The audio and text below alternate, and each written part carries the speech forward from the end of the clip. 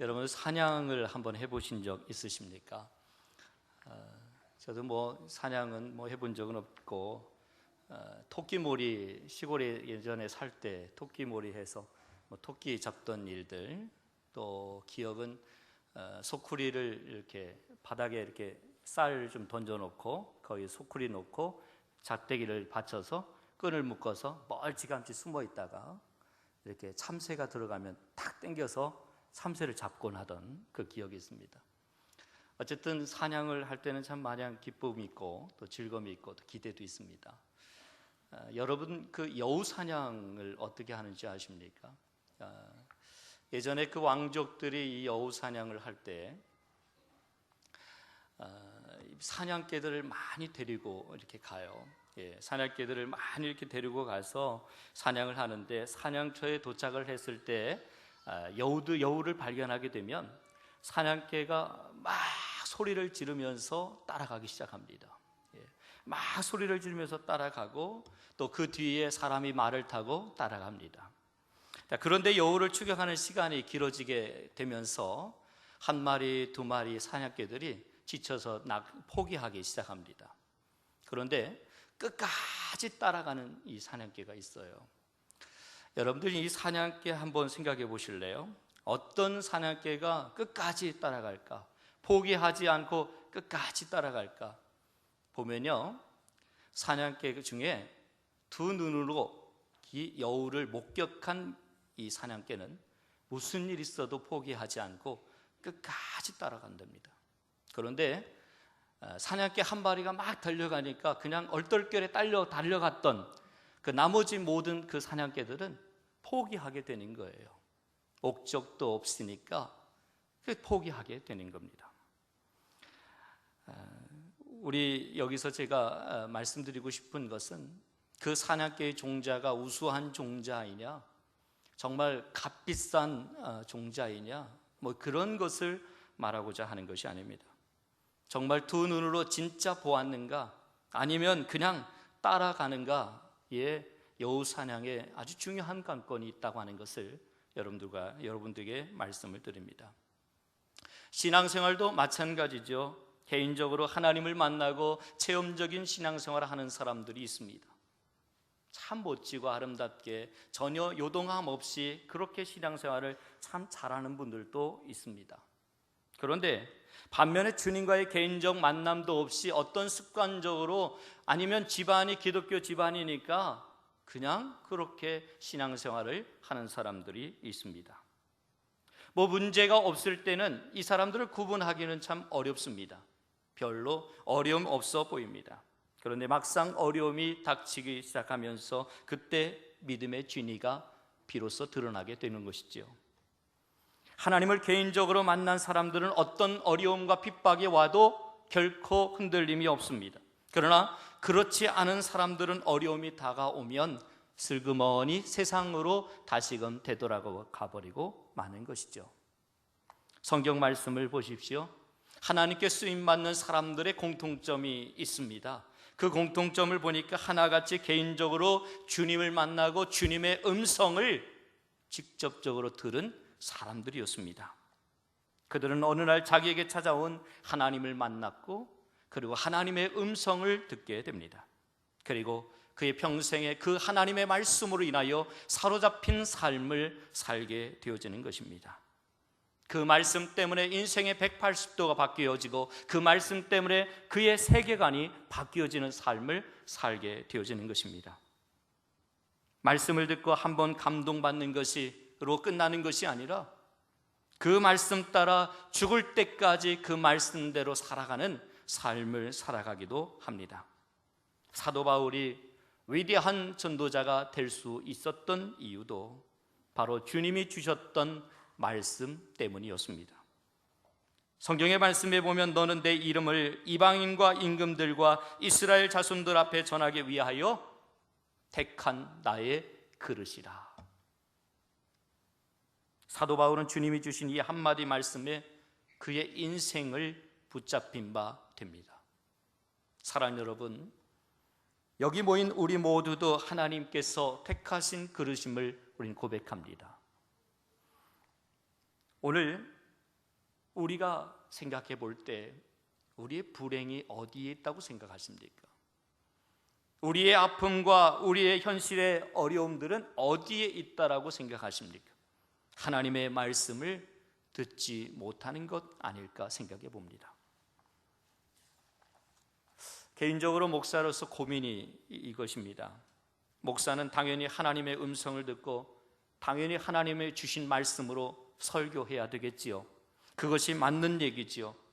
만약에 하나님이 주시는 말씀이 없으면 설교하러 제단에 올라와서도 이렇게 말해야 됩니다. 여러분 죄송합니다. 오늘은 하나님이 주시는 말씀이 없습니다. 저는 오늘 설교할 수 없습니다. 그래서 그냥 강단에서 내려가야 맞습니다. 그런데 현실은 그렇지 않다는 거죠. 목사들에게 가장 힘든 때가 언제냐고 물었을 때 하나님의 말씀을 듣지도 못한 채 설교단에 서야 될 때입니다. 무슨 말을 해야 되지? 어떤 설교를 해야 되지? 어제도 한 집사님을 만나서 이야기하는 중에 그런 말씀을 드렸어요.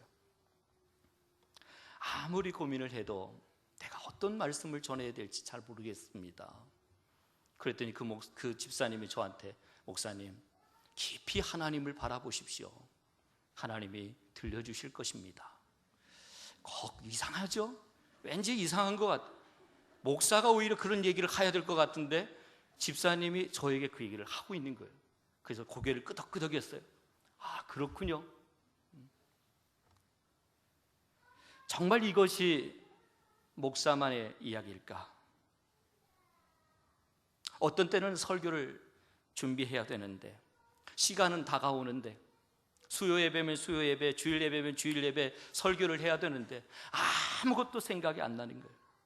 무슨 이야기를 해야 되는지 아무것도 기억이 안 나는 거예요.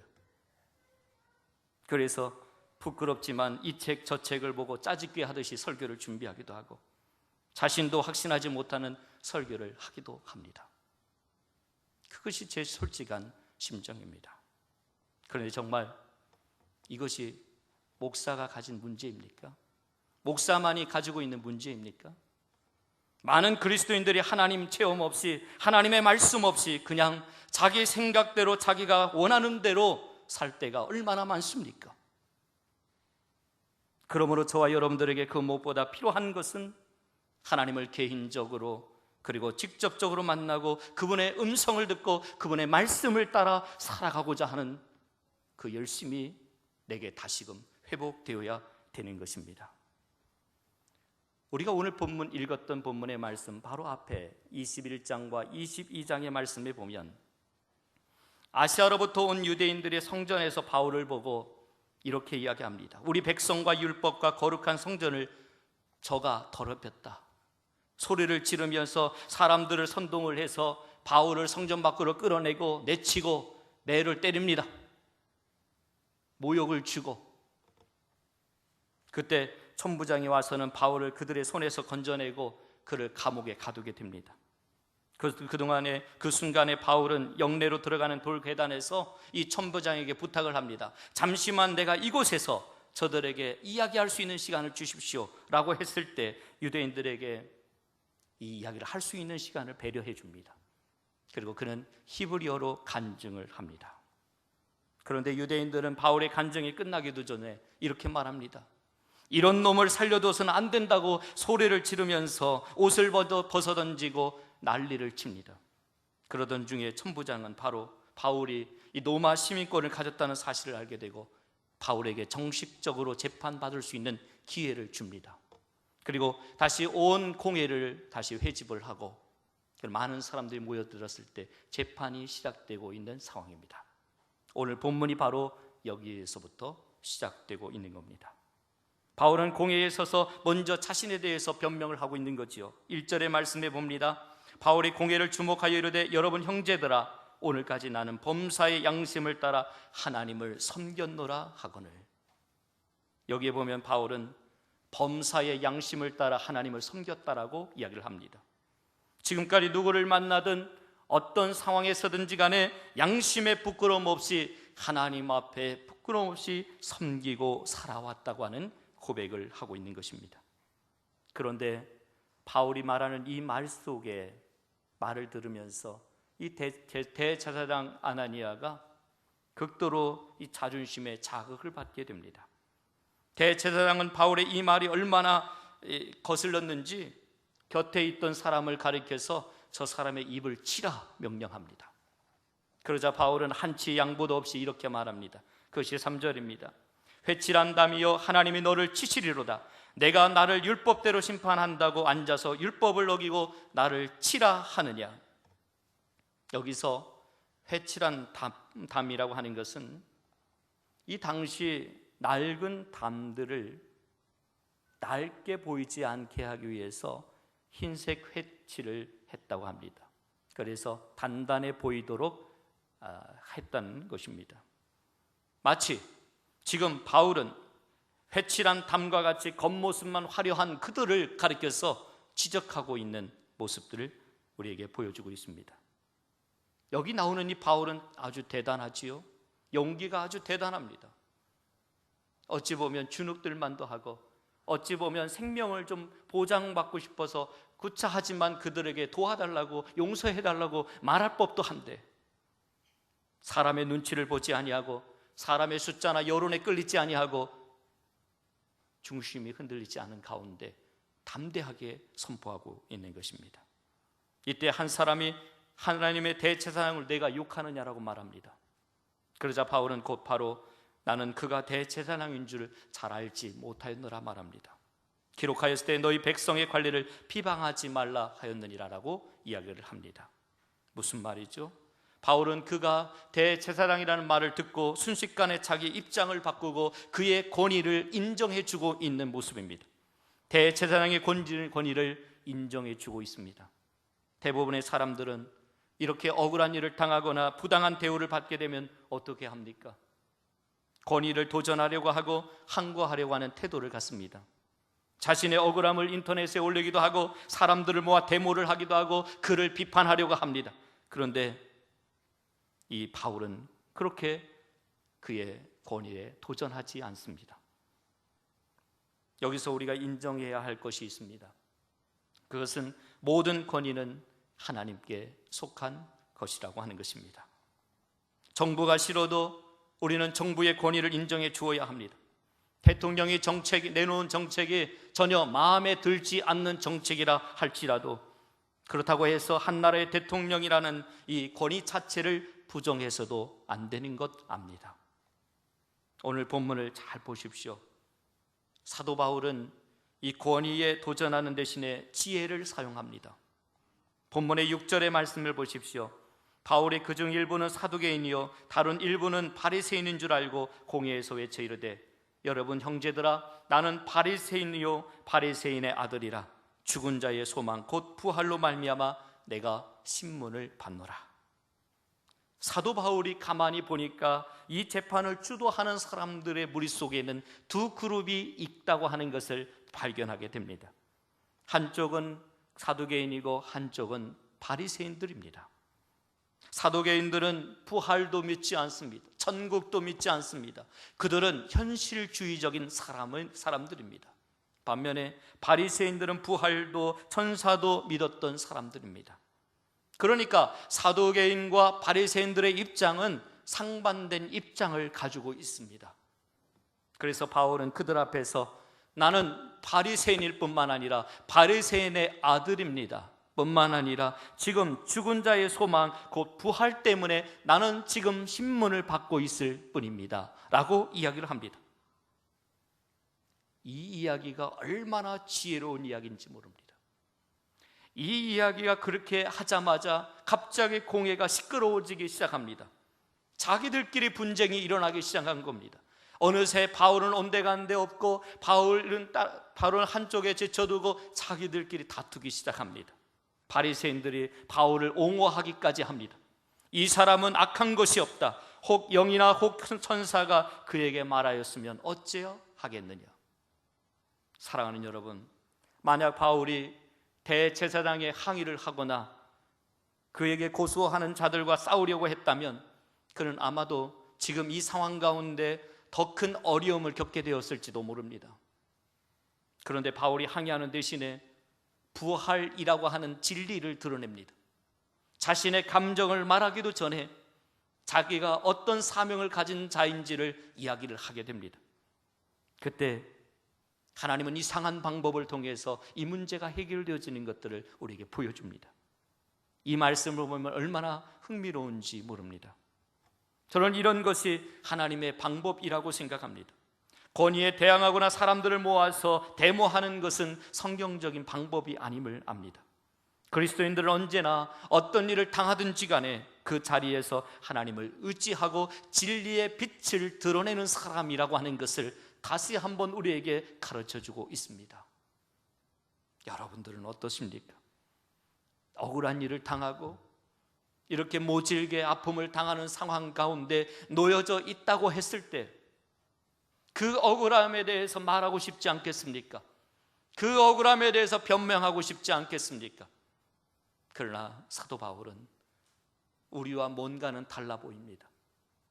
하나님이 말씀하시는 그 진리를 말하고자 했을 때 하나님께서는 이상한 예상하지 못했던 방법으로 이 문제를 해결해 가는 것들을 우리에게 보여줍니다. 우리는 언제나 십자가의 길을 선택해야 합니다. 설령 그 길이 순교하는 자리라고 할지라도 우리는 그 길을 향하여 나가야 합니다. 하나님을 신뢰하고 진리를 드러내는 자리에 우리는 나아가야 되는 것입니다. 사실 소리치는 것보다 더 무서운 것이 있습니다. 그것은 침묵으로 기도하는 겁니다. 살아계신 하나님을 믿고 조용히 진리를 드러내는 것, 데모를 하고 소리를 치고 사람들을 선동을 해서 이 문제를 해결하려고 하는 그들보다도 조용히 진리를 드러내고 있는 사도 바울을 이기게 하시고 승리케 하셨던 것처럼 때로는 소리치는 것보다 침묵하는 것이 힘이 있다고 하는 것을 알게 합니다. 제 아내가 그래요. 저는 화가 나면 큰 소리 칩니다. 누구나 다 그렇겠지만 큰 소리 칩니다. 그러면 제 아내는 제 옆자리에 앉아서 조용히 듣고만 있습니다. 아무 말 대꾸도 안 해요. 조용히 듣고만 있어요. 그래놓고 시간이 좀 지나면 저녁에 조용히 다시 저한테 따지기 듭니다. 이런 문제는 당신이 잘못했고 이렇게 해서 당신이 분명히 잘못했다 이야기를 합니다. 얼마나 무서운지 모릅니다. 맞습니다.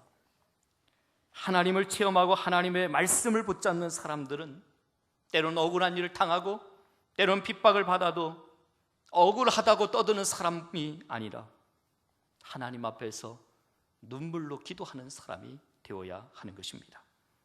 오늘 본문을 계속해서 보면 바울의 말 때문에 사두개인과 바리새인 사이에 큰 분쟁이 일어나게 됩니다. 그때 천부장은 군사들을 보내어 바울을 다시금 감옥에 가두게 합니다.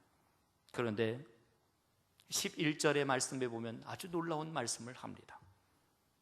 그날 밤에 주께서 바울 곁에 서서 이르시되 담대하라, 내가 예루살렘에서 나의 일을 증언한 것 같이 로마에서도 증언하여야 하리라 하시니라.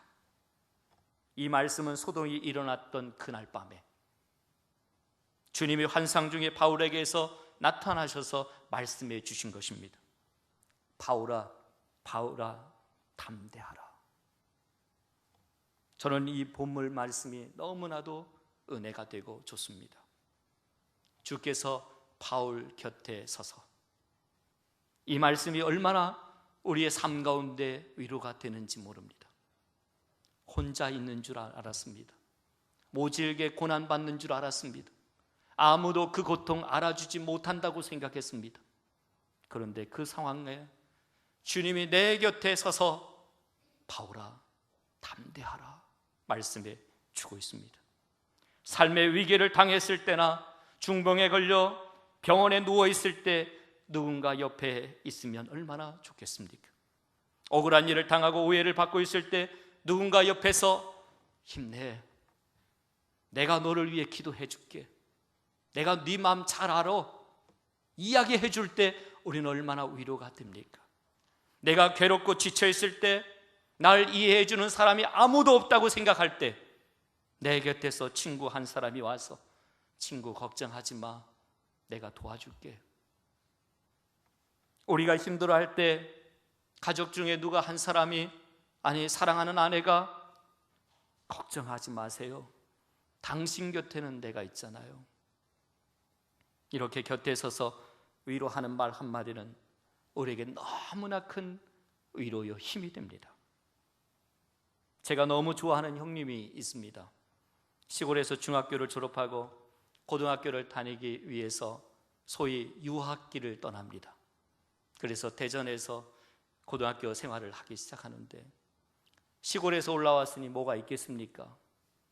또 자취했으니 뭐 반찬거리는 제대로 있겠습니까? 그런데 그 형님이 갓 올라온 저에게 큰 도움이 되었습니다. 먹을 것을 날마다 본인 집에서 냉장고에서 꺼내서 자기 엄마 몰래 다 꺼내다가 저 갖다 주고, 또 맛있는 거 하면 전화해서 자기 집 오라고 해서 같이 밥을 먹고, 그렇게 했던 기억이 있습니다. 지금은 목사님이 돼서 열심히 목회 일을 하고 있는데, 그 형님의 어머니가 갑자기 돌아가셨어요. 뭐라 위로할 말이 없어서 그냥 그 곁에서 손을 꼭 잡아주고 밤새도록 함께 어머니의 시신 앞에 앉아서 도란도란 이야기하며 시간을 함께 보냈던 적이 있습니다. 나중에 장례가 다 끝나고 나서 진심으로 고마웠다라고 이야기를 합니다. 사람들이 와서 위로한다는 말이 그때는 그렇게 큰 위로가 되지 못했다고 말을 합니다. 그냥 곁에만 있어주고 손만 잡아주었을 뿐인데 그에게 있어서는 가장 큰 위로가 되었다고 하는 겁니다. 그런데 여러분, 지금 바울은 다른 분이 아닙니다. 어떤 누가 와서 위로한 것이 아닙니다. 지금 바울 곁에서 주님께서 오셔서 바울아 두려워하지 마, 내가 있잖아 라고 말하고 있는 겁니다. 그렇습니다. 우리 하나님은 멀리 계시는 분이 아닌 줄 믿습니다. 우리 주위에서 항상 일하고 계시는 줄 믿습니다. 보십시오, 우리 주님은 우리에게 오셔서 우리 곁에 서시고 그리고 우리와 함께 하시는 분이심을 우리는 고백합니다. 그래서 예수님의 다른 이름이 우리가 잘 아는 대로 임마누엘 아닙니까? 일본의 여류 작가로 유명한 미우라 아야코가 있습니다. 그에게 어떤 사람이 찾아와서 언젠가 이런 질문을 합니다. 기독교에는 불교에서와 같은 연불이 왜 없습니까? 나무아미 타불이라든지 주문을 외우는 왜 그런 것들이 없습니까? 라고 묻습니다. 그가 대답하기를, 엄밀히 말하면 기독교에는 연불이 없습니다. 그러나 그것과 비슷한 것은 있지요. 그녀는 13년의 투병 생활 끝에 오직 임마누엘 아멘이라고 하는 이 기도로 많은 응답을 받았다고 그에게 이야기를 해줍니다. 오랜 요양 생활 동안에 문득 순수함이 찾아오고 고통이 찾아오고 견딜 수 없는 어려움들이 찾아왔을 때 그는 이 두 마디를 외쳤다고 합니다. 임마누엘 아멘. 그러면서도 이상하게 전능하신 주님께서 곁에 계셔서 온전히 지켜주시는 느낌을 체험하게 되었다라고, 그리고 결국은 그의 마음에 평안함이 찾아왔다라고 이야기를 합니다. 그의 책에서 그는 이런 간증을 합니다. 이 짧은 기도는 악의 유혹에서도 나를 구원해 주었습니다. 누구에게 오해를 받는 때에도 이 짧은 기도를 드리면 전지전능하신 하나님께서 나의 모든 것을 알아주신다는 기쁨이 솟아납니다. 사랑하는 여러분, 임마누엘의 신앙, 하나님이 언제나 어디서나 나와 함께 하신다고 하는 이 믿음이 우리의 삶 가운데 분명하게 세워져 있다고 한다면 하나님은 우리의 삶 가운데 놀라운 은총을 베풀어 주실 것이며 결국은 그 은혜로 우리의 삶은 승리하게 될 줄로 저는 믿습니다. 여러분, 이 시간 한번 외쳐볼까요? 임마누엘 아멘. 다시 한번 외쳐보겠습니다. 임마누엘 아멘. 여러분들 그대로 믿음으로 고백하시기를 축복합니다. 오늘 본문에 보면 바울 곁에 서신 주님은 두 가지 말씀을 주시죠. 첫째는 담대하라는 겁니다. 환난과 핍박이 와도 내가 지금은 비록 감옥에 있다고 해도 담대하라, 주님은 말씀합니다. 어찌 담대할 수 있습니까? 주님은 지금 바울의 사정을 몰라서 그에게 담대하라고 외칩니까? 아닙니다.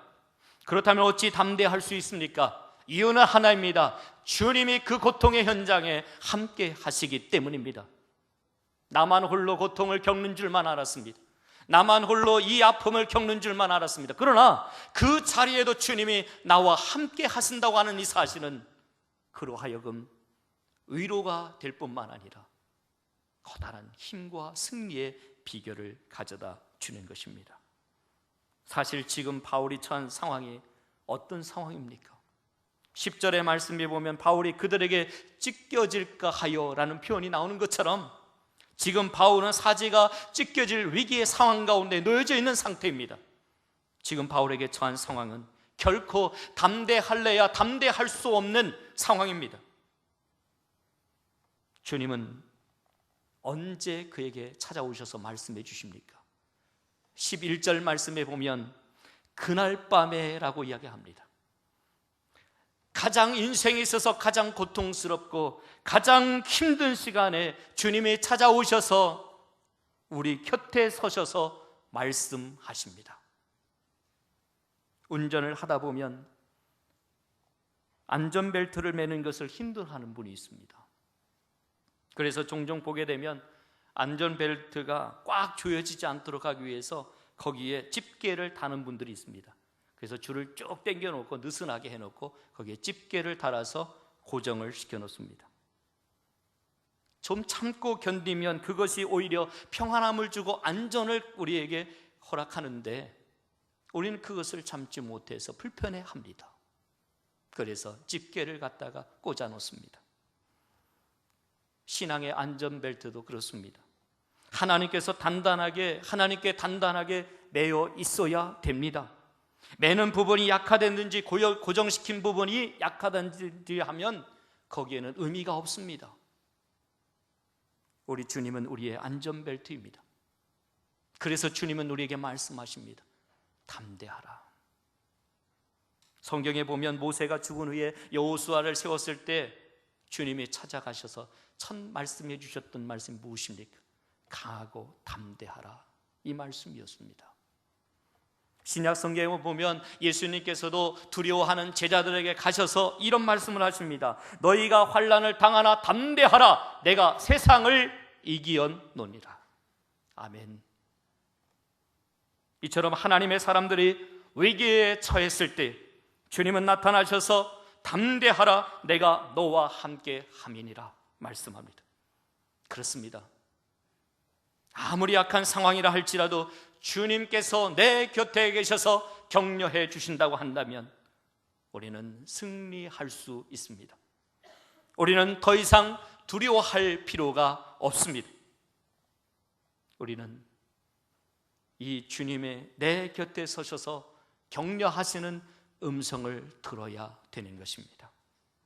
아프리카 선교사로 일생을 보낸 리빙스턴은 한 번은 글래스고 대학에서 강의를 할 때 한 학생에게 이런 질문을 받았다고 합니다.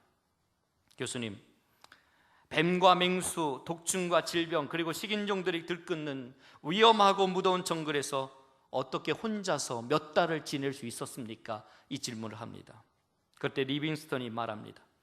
말도 통하지 않고 적개심을 품고 있는 사람들 속에서 무엇이 나를 이 시간까지 지탱하도록 만들어 주었는지 알고 싶습니까? 라고 대묻고는 조용히 침묵의 시간을 보내고 나서 이렇게 대답합니다. 사자에게 물어뜯겨 쉼없이 늘어뜨려져 있는 왼팔을 보이면서 그가 이렇게 대답합니다. 그것은 바로 주님의 한마디 말씀 때문입니다. 보라, 내가 세상 끝날까지 항상 너와 함께 있으리라. 저는 이 말씀에 제 모든 것을 맡겼습니다. 사랑하는 여러분, 담대하십시오. 이유는 주님이 여러분과 함께 하시기 때문입니다. 두 번째, 주님이 바울 곁에 서서 주신 말씀은 내가 예루살렘에서 나의 일을 증언했던 것 같이 로마에서도 증언하여야 하리라 하는 것입니다. 바울이 두려워하지 말아야 될 이유가 여기에 있습니다. 예루살렘이 목적이 아니기 때문입니다. 예루살렘이 그의 가야 할 최종적 목적지가 아니라고 하는 사실입니다. 여기에서 좀 어려움을 당해도 바울이 결국 가야 할 곳은 이곳이 아니라 로마라고 하는 것을 주님은 말씀해 주십니다. 말하자면 예루살렘에서 비록 환난과 핍박을 당하고는 있지만 로마로 가게 하시는 하나님의 계획이 그 안에 있다고 하는 것을 그에게 보여주고 있는 것입니다. 지금 당하는 환난은 그저 지나가는 과정에 불과하다고 하는 사실을 일깨워 줍니다. 지금 받는 고난은 결코 끝나는 것이 아님을 이야기합니다. 더 놀라운 하나님의 계획이 그 안에 있다고 하는 것입니다. 지금 주님은 더 놀라운 하나님의 비전과 계획을 바울에게 보여주고 있는 겁니다. 더 큰 비전과 사명을 가진 사람은 어떤 어려움도, 어떤 환난도, 어떤 고통도 견뎌낼 수 있습니다.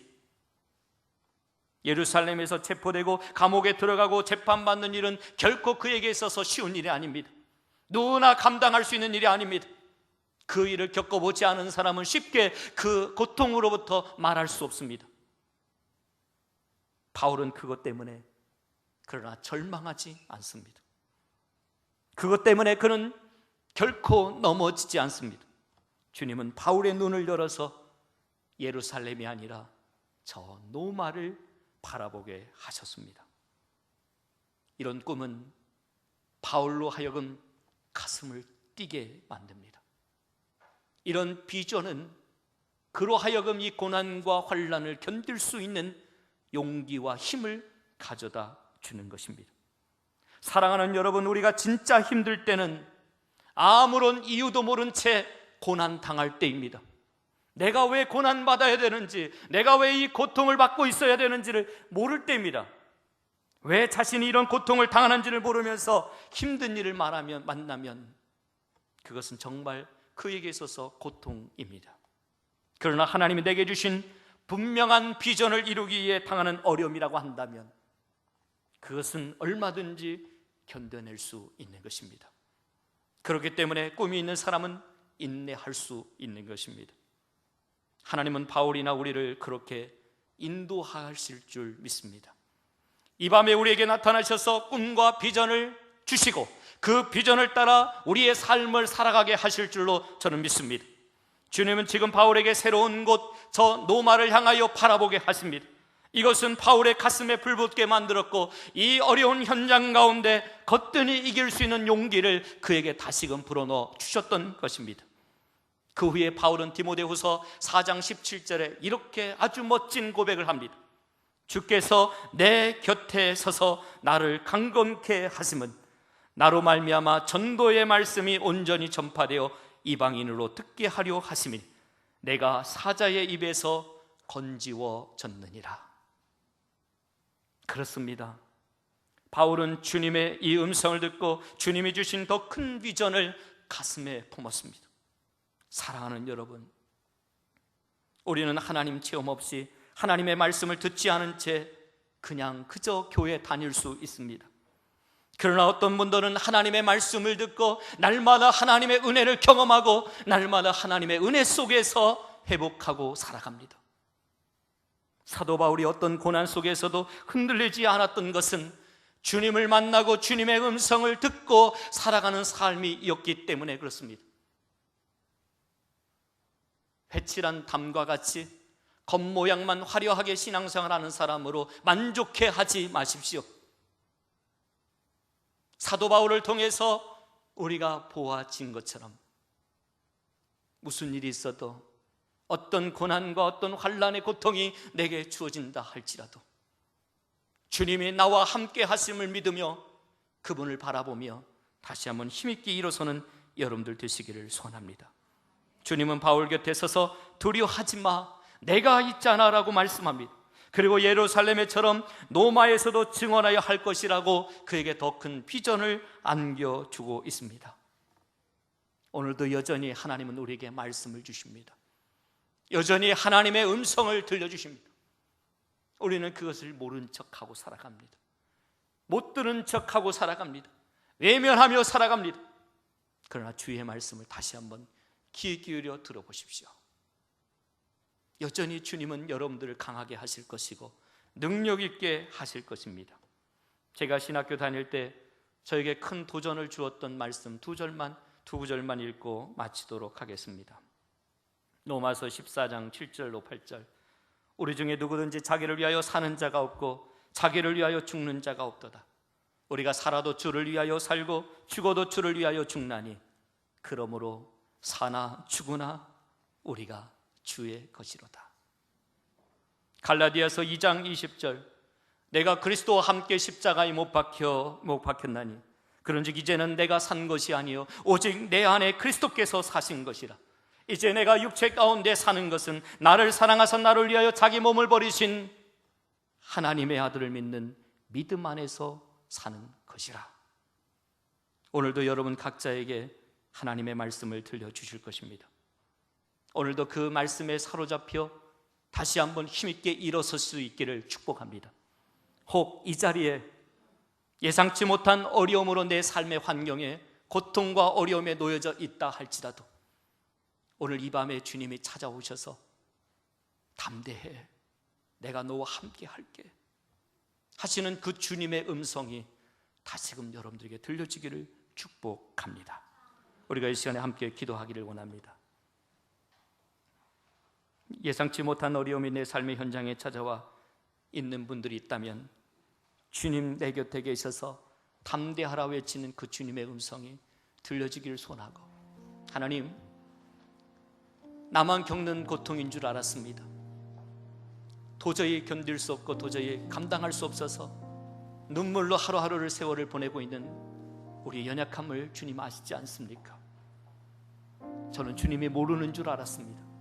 그러나 그 밤에 찾아오셔서 담대하라 하시며 다시 한번 새로운 꿈과 비전을 허락하셨던 것처럼 주님이 이 밤에 우리에게 찾아오셔서 우리에게 담대하라 말씀해 주시고 우리에게 다시 한번 새로운 꿈과 비전을 허락해 주옵소서. 그렇게 주님 앞에 은혜를 사모하여 기도하며 나아가겠습니다. 함께 기도하겠습니다. 살아계셔서 역사하시는 주 여호와 하나님,